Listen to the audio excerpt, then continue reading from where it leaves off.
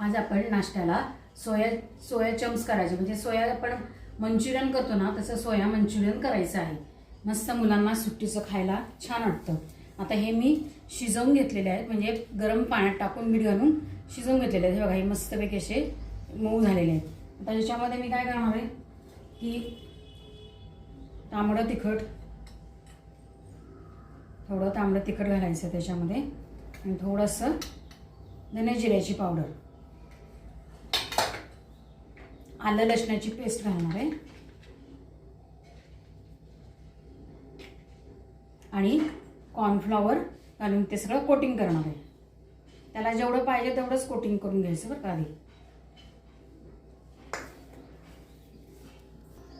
आता आपण हे तळून घ्यायचं आहे, म्हणजे चांगलं कुरकुरीत होईल. आपण याच्यात मीठ घातलेलं नाहीये कारण सगळ्या सॉसमध्ये आंबटपणा असतो आणि नंतर जेव्हा आपण थोडंसं करणार आहे परतणार आहे त्यावेळेला त्याच्यात मीठ घालायचं, कारण ह्याच्यात सगळ्यात जर कारण हे शिजवताना आपण मीठ घातलेलंच आहे त्याच्यात.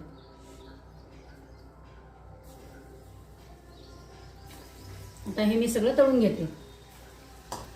आता हे आपले सोया मंचुरियन तळून झालेले आहेत छानपैकी.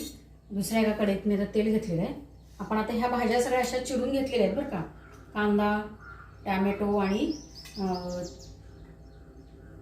ढोबळी मिरची आणि हे कांद्याची पात आणि हे सगळे सॉस घेतलेले आहेत. आता तेल गरम झालेलं आहे, त्याच्यामध्ये मी थोडंसं मंद आचेवर, आपल्याला परतायचं जोरात नाही आहे, कांदा टाकून घेतली.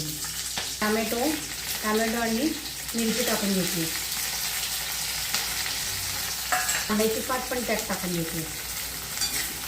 सगळे सॉस घालून घ्यायचे कारण हे आपल्याला परतायचं नाही जास्त, मंद गॅस. आता ही रेड चिली सॉस आहे, हा ग्रीन चिली सॉस टाकते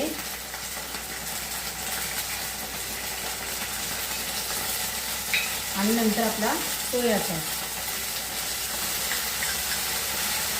हे सगळं मंद गॅसवर परतून घ्यायचं. थोडं त्याच्यात थोडंसं मीठ घालायचं कारण आपण जे सोया हे केलेलं आहे, चिली केलेलं आहे, परतलेलं आहे, शिजवलेलं आहे, त्याच्यामध्ये मीठ घातलेलं आहे. त्यात थोडंसंच मीठ घालायचं. नंतर कॉर्नफ्लॉवरचं जे आपण याच्यात राहिलेलं होतं भिजवून ते आपण याच्यामध्ये मिक्स करून घेऊ. आणि तळलेले जे सोया वडी आहे ती याच्यात द्यायची घालून, म्हणजे सोया मंचुरियन. पण आता याच्यामध्ये वरती कांद्याची पात आहे ती स्प्रिंकल करून घेऊ, म्हणजे आणखीन आपलं ते छान दिसेल. अशी आपली सोया मंचुरियन तयार झालेलं आहे. गॅस घालून टाकते मी.